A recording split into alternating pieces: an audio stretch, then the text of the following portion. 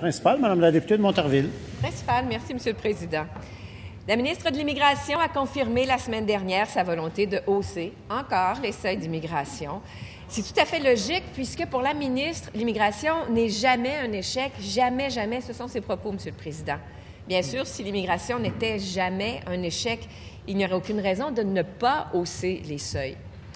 Je suis désolée, mais l'immigration, malheureusement, c'est parfois un échec, et avant tout pour les immigrants eux-mêmes. En dehors du monde libéral où la ministre évolue, il y a des immigrants pour qui on a rompu la promesse de travailler dans leur domaine, de parler la langue commune, de s'intégrer. On parle ici de dignité, Monsieur le Président, de dignité et d'espoir brisé, de rêves brisés en arrivant ici. 18 % de nouveaux arrivants qui sont sur le chômage. C'est une réussite, ça? Les 200 000 néo-québécois qui sont incapables de soutenir une conversation en français, c'est une autre belle réussite, je suppose. Monsieur le Président, pourquoi ne pas avoir entendu l'appel de la CAQ et réduire à 40 000 les seuils d'immigration pour viser une... Madame la ministre de l'Immigration. Oui, Monsieur le Président. Alors, je commencerai mes propos avec la consultation publique que nous avons tenue sur les orientations du gouvernement du Québec en matière d'immigration. Il y a eu 3 séries de consultations et on a été à l'écoute et cette consultation est allée chercher le consentement de tous par rapport au volume d'immigration qu'on souhaite pour les prochaines années, un consensus sur la contribution de l'immigration à l'économie du Québec, à la prospérité du Québec, et tous les acteurs économiques, syndicaux, communautaires, tous sont venus dire que l'immigration, évidemment, que les orientations qu'on avait choisies pour les prochaines années pour la réforme étaient les bonnes orientations. Donc, on a confirmé ces orientations. Qu'est-ce qu'on voit dans ces orientations? Un système efficace, rapide, qui va assurer une intégration rapide au marché du travail dans les villes et dans les régions, parce qu'on veut que l'immigration contribue à la prospérité partout sur le territoire du Québec.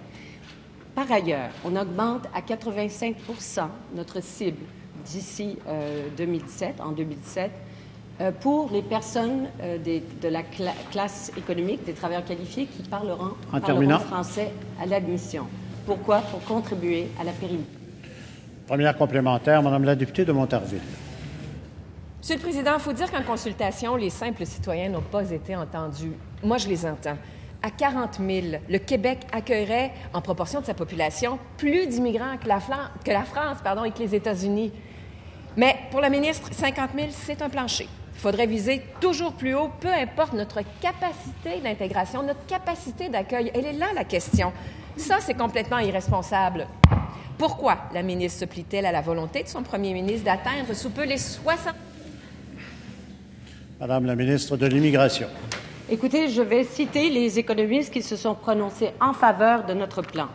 Et d'ailleurs, aux questions posées par la députée de Montarville, il n'y a personne qui était d'accord avec ces orientations, notamment de rendre obligatoire le cours de français, de réduire le nombre d'immigrants, pas une personne, pas un intervenant.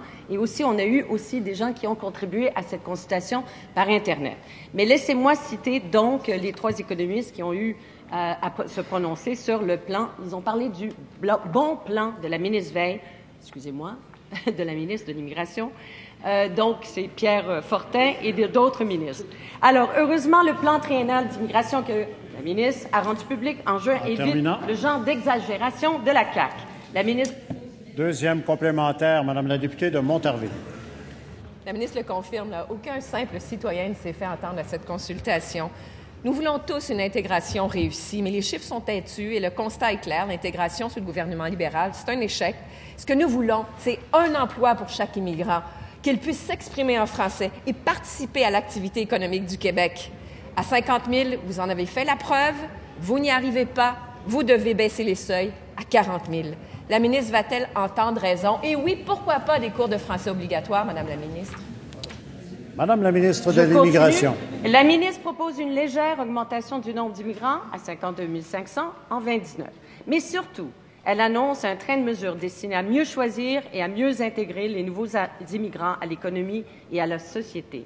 meilleure adéquation des compétences aux besoins des employeurs, admission plus facile pour les étudiants étrangers et les travailleurs temporaires, campagne anti-discrimination auprès des entreprises, investissement accru en franciation, accent plus marqué en faveur de candidats plus jeunes, ouverture accrue des régions à l'immigration, soutien à l'entrepreneuriat migrant, encouragement à l'emploi pour les femmes immigrantes. Voici une recette pour le succès et la continuation du succès de l'immigration au Québec.